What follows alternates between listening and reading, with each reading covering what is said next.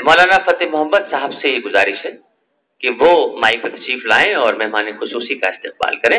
मेरी बात जो मैं बयान कर रहा था उसको मैं यहीं पर रोक देता हूं, क्योंकि मुझे इस बात का एहसास है कि मंत्री जी किसी का दिल नहीं तोड़ते हैं।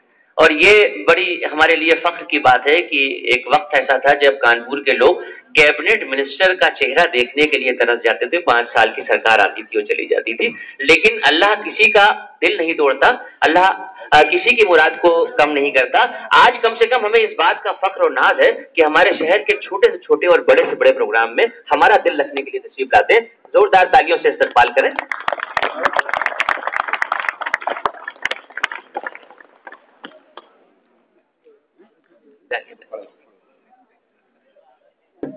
जाहिर है हमारी मोहब्बत का तकाजा एक हार पे कहां रुक सकता है।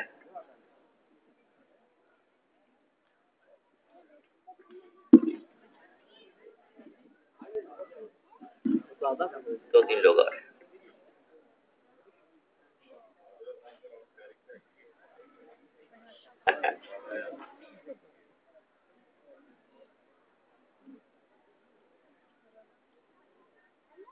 इतनी तालियों पे तो इतने मालाओं पे तो एक बार और तालियों से इस्तेमाल करते हैं। मुख्तसर सी बात थी, उसको मैं पूरा कर दूं, उसके बाद तफसीली बयान बाद में होगा। हज़रत आयशा सिद्दीक़ा रज़ियल्लाहु तआला अन्हा ने अल्लाह के रसूल की खिदमत में अर्ज़ किया कि अल्लाह के रसूल, बाबाजान से मशवरा कर लिया है, आप जब मेराज पे तशरीफ ले गए थे तो अल्लाह से जो आप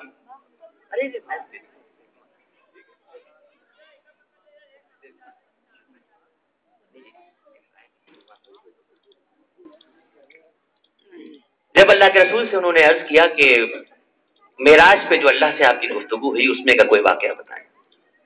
आप सरकार दो आलम सल्लल्लाहु अलैहि वसल्लम ने मुस्कुरा के देखा और कहा कि मुझे यकीन था कि अपने वालिद से मशवरा करके आई हो तो ऐसी ही कोई बात पूछी जाएगी।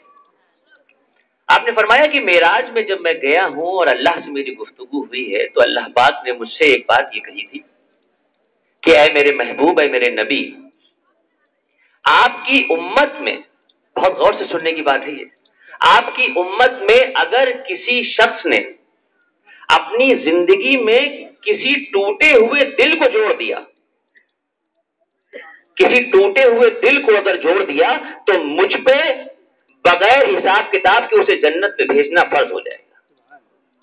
ये नहीं कहा था कि आपके उम्मतियों में अगर पूरी रात कोई नमाज पढ़ेगा या पंजवक्ता कोई नमाजी हो जाएगा या रमजान के सारे रोजे रखेगा तो मैं मगफरत कर दूंगा। नहीं, वो हिसाब किताब होगा। लेकिन अगर टूटे हुए दिल को, अगर दुखे हुए दिल को कोई उम्मती, कोई मोमिन जोड़ देता है तो बगैर हिसाब किताब के उसे जन्नत में भेजना मुझ पे लाजिम होगा। ज़ैद इब्न साना ने जब 40 मिस्काल सोना दिया है तो उनकी जेब में अल्लाह के रसूल के पास उनका कुछ नहीं था देने के लिए, लेकिन कबीले के नुमाइंदे की मदद करने के लिए आपने वो सोना दे दिया। अब उसके बाद वक्त गुजरना शुरू हुआ, कुछ वक्त गुजरा, बेटा आप लोग बैठ जाइए, ये बड़ी अजीब सी बात होगी कि मेहमान खुसूसी तशरीफ।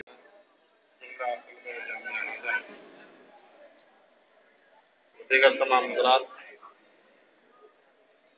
आप लोग अपने माथे की निगाहों से मुलाहजा कर रहे हैं कि हमारे दरमियान मेहमान खुसूसी अली जनाब श्री प्रकाश जायसवाल साहब तशरीफ फरमा है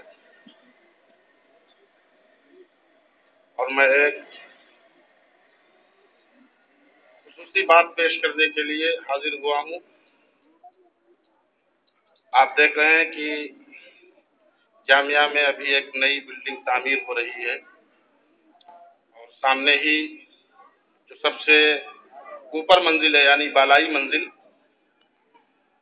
इसको हमारे जामिया के नाज़िम आला हज़रत अल्लामा व मौलाना मोहम्मद हाशिम साहब अशरफी और दीगर तमाम अरकान ने इस बात का इंतखाब किया है कि इसको लाइब्रेरी बनाया जाए।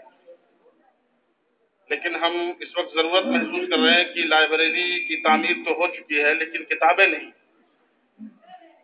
इसलिए हम गुजारिश करेंगे तमाम अरकान और तमाम असातिज़ा और तमाम तलबा मिल करके आली जनाब श्री प्रकाश जायसवाल साहब से कि वो अपने माध्यम से इसकी इमदाद फरमाए और कहीं से हमारे लिए किताबों का इंतजाम करवा दें।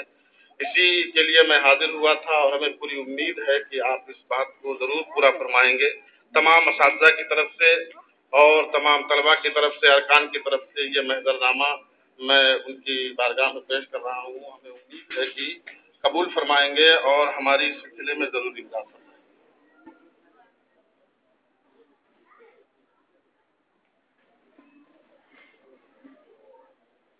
अस्सलाम वालेकुम।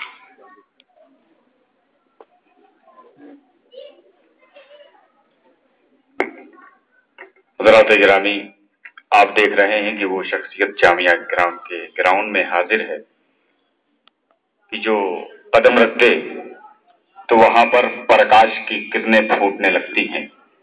और इसी तवस्सुल से उस शख्सियत को आज पूरा हिंदुस्तान श्री प्रकाश के नाम से जानता और पहचानता है।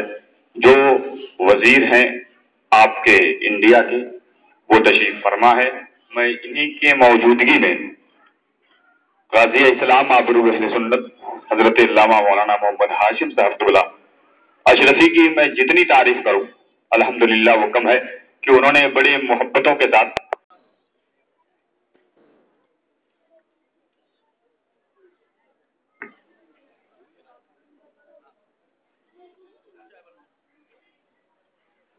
हजरत अशरफी साहब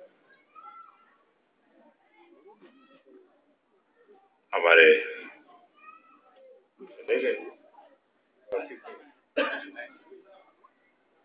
वासिक भाई शारी कलवी साहब, रिजवान भाई, डॉक्टर नरेश मिश्रा जी, मदरसे के संबद्ध साहिबान, प्यारे बच्चों, दोस्तों, समय समय पर हजरत सबको इस मदरसे को बुलाया करते और मुझको भी आने का मौका मिल ही जाता है। अच्छे लोगों का साथ करना और अच्छे लोगों के साथ बैठना ये मेरा शौक भी है और मेरी जिम्मेदारी भी है। इसलिए जब कभी भी मौका मिलता है हजरत की शरण में आ जाता हूँ। आज भी इनकी शरण में आया हूँ। उद्घाटन तो रश्मि,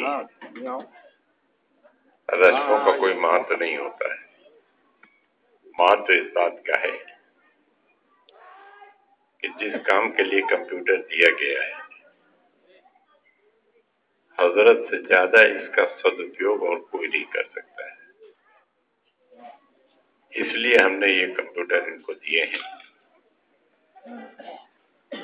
आपने दो प्रॉब्लम के बारे में हमारा ध्यान आकर्षित किया है,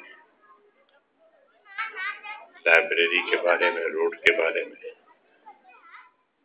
लाइब्रेरी का तो हमें नहीं पता है कि हम सांसद से लाइब्रेरी के लिए कुछ कर सकते हैं या नहीं, लेकिन रोड आपकी, आपने हमसे कई बार कहा, आपके घर पर भी मैं गया था तब भी आपने कहा था ये रोड हम जरूर बनवाएंगे। इसमें हमारा भी नाम है।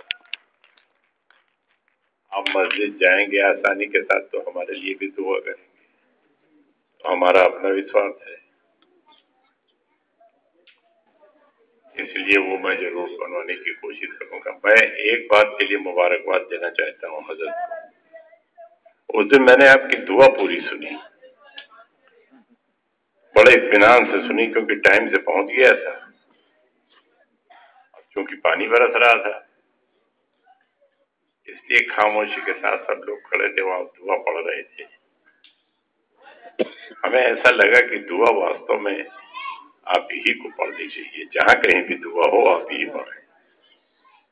जिस अंदाज में आप दुआ पढ़ते हैं, इस अंदाज में हमने कभी नहीं सुना। आप तकबीर में बराबर बड़ी नमाज पढ़ी जा जाते हैं, लेकिन इतनी अच्छी तरीके से, इतने सलीके से आप दुआ करते हैं, क्योंकि दुआ करते समय जो अंदाज से दुआ की जाती है, वास्तव में जिसमें अल्लाह सुने, वो अंदाज, वो सबमिसिवनेस और वो दर्द, ये हर कोई नहीं बयान कर सकता। ये तो ऊपर वाले का एक आपको गुण मिला हुआ है जो आप उस अंदाज में बयान करते हैं। मैं उसके लिए आपको बहुत बहुत मुबारकबाद देता हूँ। आपने मुझे यहाँ बुलाया, उसके लिए मुबारकबाद देता हूँ। आपने यहाँ खैर मकदम करवाया, उसके लिए भी मैं आपको शुक्रिया अदा करता हूँ और यकीन करता हूँ कि आपका ये